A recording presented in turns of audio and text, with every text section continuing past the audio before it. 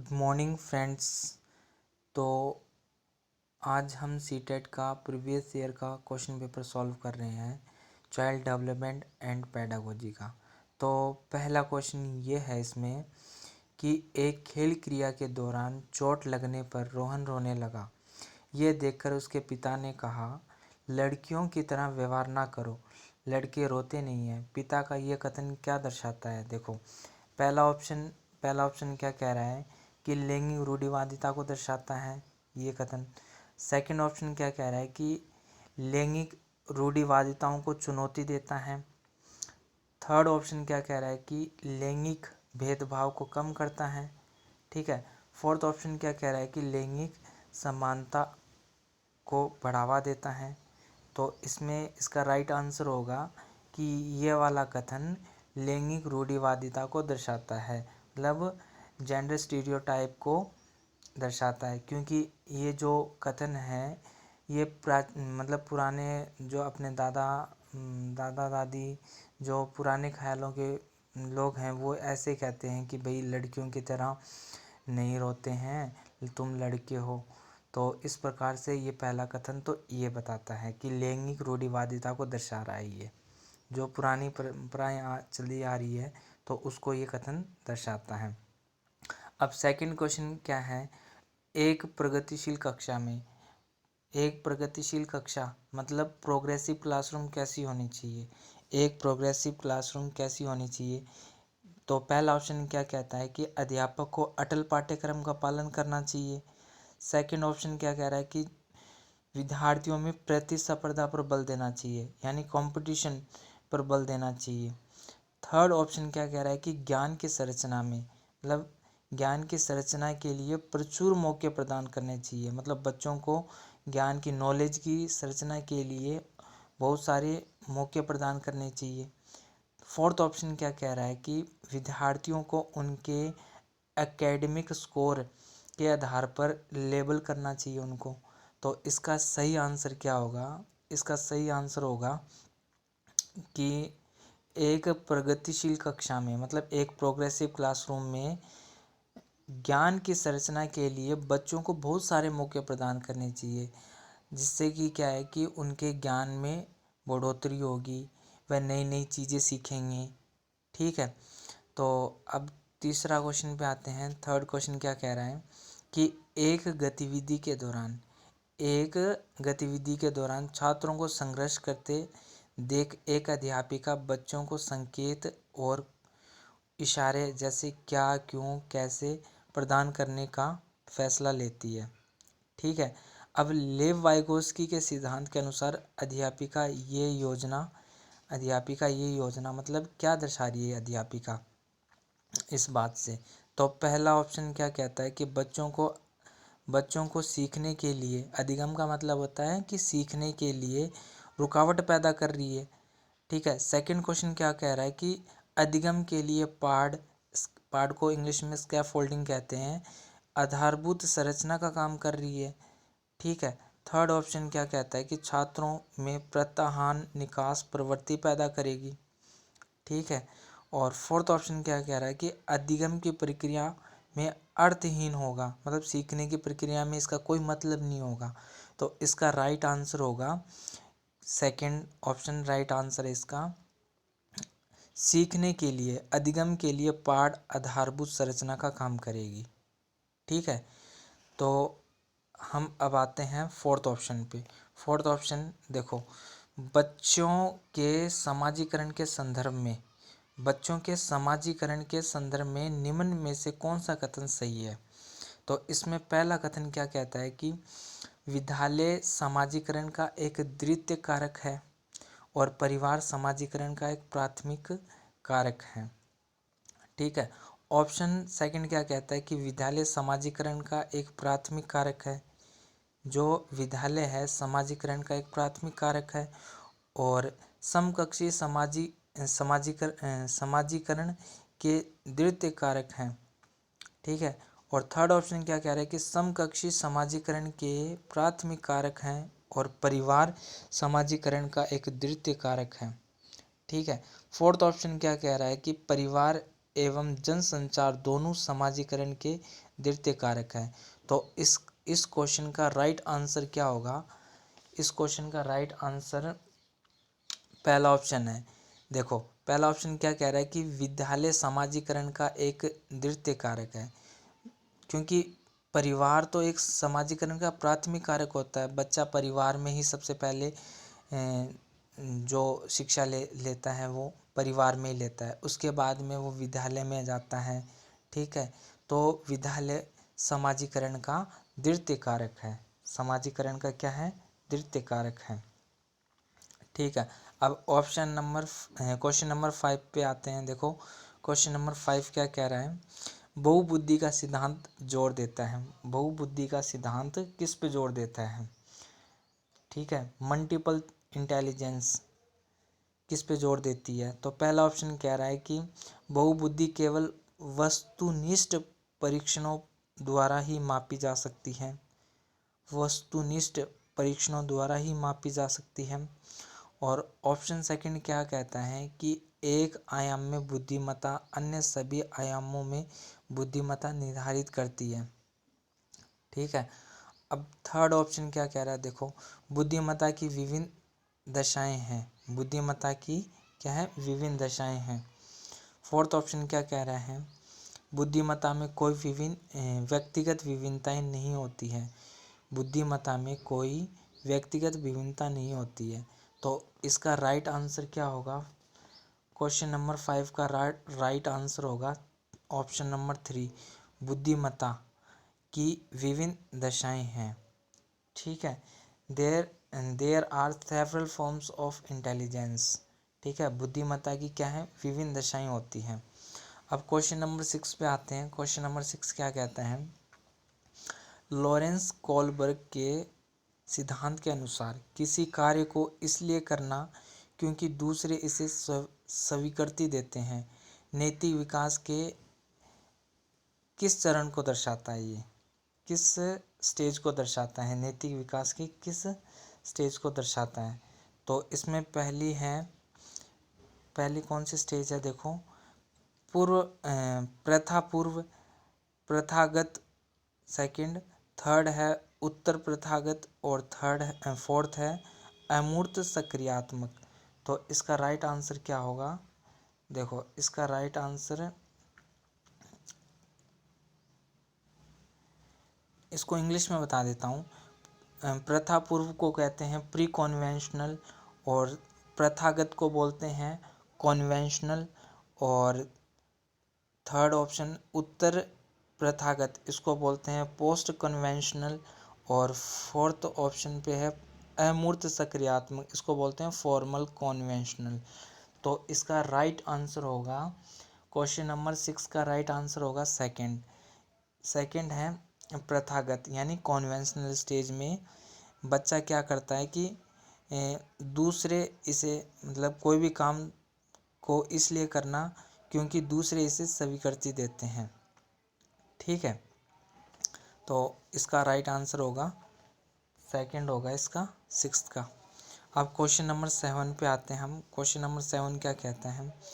लेव वाइगोस्की का सामाजिक सांस्कृतिक परिप्रेक्ष्य अधिगम में खालिस्तान के महत्व पर जोर देता है। तो पहला ऑप्शन क्या कह रहा है? सांस्कृतिक उपकरणों पे जोर देता है। सेकंड ऑप्शन क्या कह रहा है? गुणारोपण पे बल देता है। ठीक है, या थर्ड ऑप्शन क्या कह रहा है कि अभिप्रेरणा पे बल देता है। फोर्थ ऑप्शन कह रहा है कि संतुलीकरण पे जोर देता है। तो इसका राइट आंसर होगा ऑप्शन नंबर 1। राइट आंसर होगा सांस्कृतिक उपकरणों पे क्या करता है? बल देता है। सांस्कृतिक उपकरणों पे बल देता है। ठीक है, तो लेव वाइगोस्की का सिद्धांत सोशल कल्चर थ्योरी है। तो उन्होंने ज़्यादातर बच्चे को समाज कल्चर और भाषा पे ज़्यादा बल दिया है।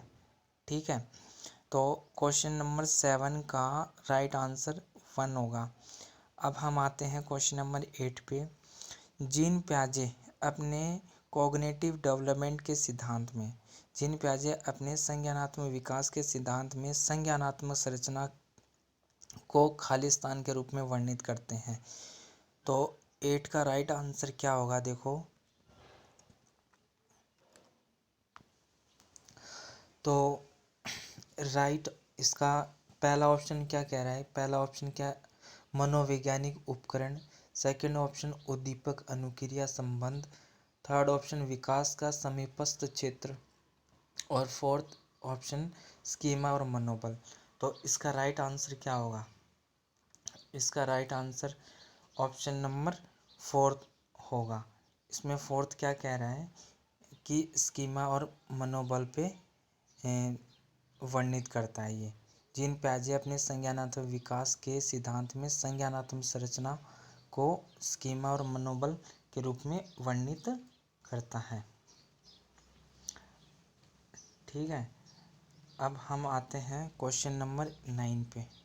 क्वेश्चन नंबर 9 क्या कहता है, जीन पियाजे के संज्ञानात्मक विकास के सिद्धांत में पूर्व सक्रियात्मक अवस्था में विकास का मुख्य गुण क्या होता है। पूर्व सक्रियात्मक अवस्था में, ठीक है, तो इसका राइट आंसर क्या होगा। पूर्व सक्रियात्मक अवस्था मतलब प्री ऑपरेशनल स्टेज में विकास का मुख्य गुण क्या होगा। तो पहला ऑप्शन है अमूर्त सोच का विकास। दूसरा ऑप्शन है विचार सोच में केंद्रीकरण। थर्ड ऑप्शन है परिकल्पित निगमनात्मक सोच। और फोर्थ ऑप्शन है संरक्षण और पदार्थों को क्रमबद्ध करने की क्षमता। तो क्वेश्चन नंबर 9 का राइट आंसर कौन सा होगा। तो इसका राइट आंसर है सेकंड, विचार सोच में केंद्रीकरण। विचार सोच में केंद्रीकरण, सेंट्रेशन इन थॉट। ठीक है, तो अब हम आते हैं नेक्स्ट क्वेश्चन, क्वेश्चन नंबर 10 पे आते हैं। विकास के संदर्भ में निम्न में से कौन सा कथन सही है। विकास के संदर्भ में इनमें से कौन सा कथन सही है। तो पहला ऑप्शन क्या कह रहा है, विकास की दर सभी संस्कृतियों में सभी के लिए समान होती है। ऑप्शन सेकंड कह रहा है विकास केवल विद्यालय में होने वाले अधिगम से ही होता है। जो विकास है केवल आ गया, केवल क्या, विद्यालय में होने वाले अधिगम से ही होता है। ठीक है, और ऑप्शन नंबर 3 क्या कह रहा है, विकास केवल बाल्यावस्था के दौरान ही होता है। ऑप्शन नंबर 4 विकास बहुआयामी होता है। ठीक है, तो इसका राइट आंसर क्या होगा, इसका राइट आंसर होगा जो विकास है वो बहुआयामी होता है। ठीक है, विकास वैसे तो गर्भ से शुरू होकर कब्र तक चलता है। ठीक है, और वृद्धि एक समय बाद में क्या होती है, रुक जाती है। तो अपना राइट आंसर फोर्थ होगा। अब क्वेश्चन नंबर 11 देखो, जन्म से किशोर अवस्था तक बच्चों में विकास किस क्रम में होता है। जन्म से लेके किशोर अवस्था तक बच्चों में विकास किस क्रम में होता है, विकास का क्रम बताना है इसमें। तो ऑप्शन फर्स्ट है सावेदिक, मूर्त और अमूर्त। ऑप्शन सेकंड कह रहा है अमूर्त, सावेदिक, मूर्त। और ऑप्शन 3 कह रहा है कि मूर्त, अमूर्त, स्वेदिक। फोर्थ ऑप्शन कहता है अमूर्त, मूर्त और स्वेदिक। तो क्वेश्चन नंबर 11 का राइट आंसर फर्स्ट होगा।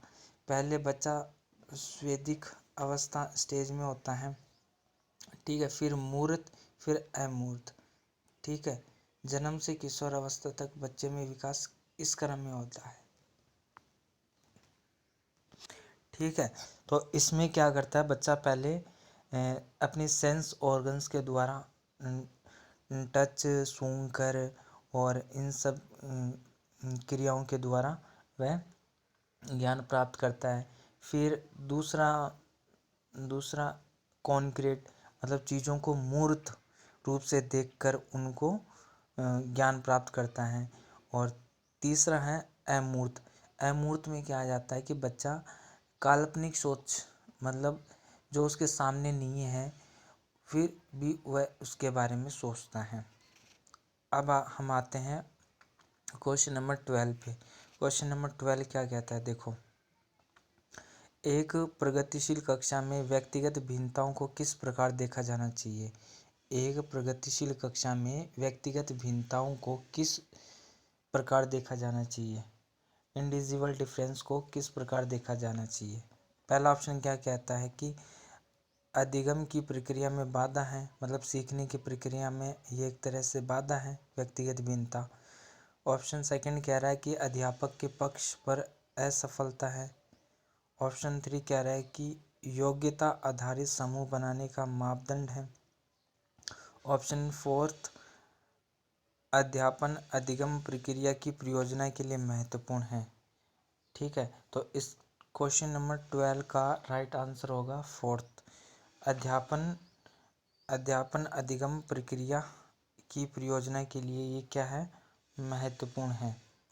ठीक है, टीचिंग लर्निंग प्रोसेस में ये एक बढ़िया है कि जहाँ पे अलग अलग प्रकार के बच्चे एक दूसरे से सीखेंगे, क्योंकि एक प्रोग्रेसिव क्लासरूम में अलग अलग प्रकार के बच्चे होंगे, कोई तेज़ बुद्धि का है, कोई मंद बुद्धि का है, तो वह एक दूसरे के साथ में मिलजुल कर और अपने ज्ञान को बढ़ाएंगे।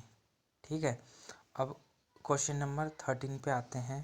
क्वेश्चन नंबर 13 क्या कहता है कि एक समावेशी कक्षा में खाली स्थान पर जोर होना चाहिए। एक समावेशी कक्षा में किस पे जोर होना चाहिए, देखो।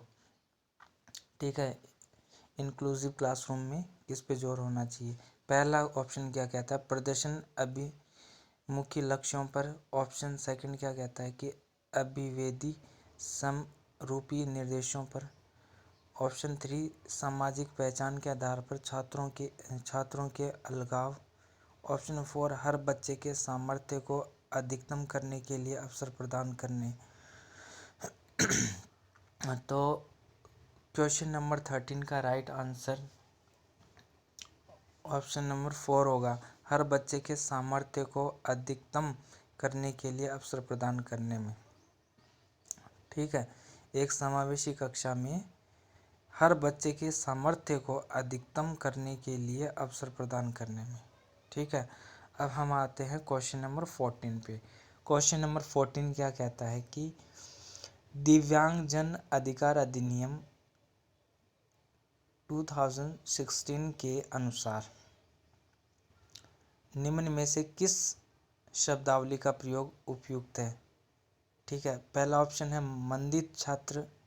ऑप्शन सेकंड है दिव्यांग छात्र। ऑप्शन 3 है छात्र जिसे शारीरिक दिव्यांगता है। और ऑप्शन 4 है छात्र जिसका असक्त शरीर है। तो इसका क्वेश्चन नंबर 14 का राइट आंसर होगा ऑप्शन नंबर 3, छात्र जिसे शारीरिक दिव्यांगता है। ठीक है, स्टूडेंट विथ फिजिकल डिसेबिलिटी। ठीक है, अब हम आते हैं क्वेश्चन नंबर 15 पे। क्वेश्चन नंबर 15 क्या कह रहा है, देखो। अधिगम कठिनाइयों से जूझते छात्रों की ज़रूरतों को संबोधित करने के लिए एक अध्यापक को क्या नहीं करना चाहिए। तो क्या नहीं करना चाहिए, पहला ऑप्शन क्या कह रहा है कि दृश्य श्रव्य सामग्री का इस्तेमाल करना चाहिए। ठीक है, दूसरा ऑप्शन क्या कहता है कि संरचनात्मक शिक्षण शास्त्र उपागमों का इस्तेमाल। ऑप्शन 3 क्या कह रहा है कि व्यक्तिगत शैक्षणिक योजना बनाना। ऑप्शन फोर्थ शिक्षा शास्त्र और आकलन की जटिल संरचना का प्रयोग। तो अपना क्वेश्चन नंबर 15 का सही आंसर होगा ऑप्शन 4 सही आंसर है, शिक्षा शास्त्र और आकलन की जटिल संरचना का प्रयोग। यह अधिगम कठिनाई से जूझते जो बच्चे हैं उनकी ज़रूरतों को संबोधित करने के लिए एक अध्यापक को क्या नहीं करना चाहिए। ऑप्शन ये पूछ रहा है ना, क्या नहीं करना चाहिए, तो इसमें सही आंसर 4 होगा। इसमें शिक्षा शास्त्र और आकलन की जटिल संरचना का प्रयोग नहीं करना चाहिए। ठीक है, तो आज हम यहीं तक पढ़ेंगे। और आपको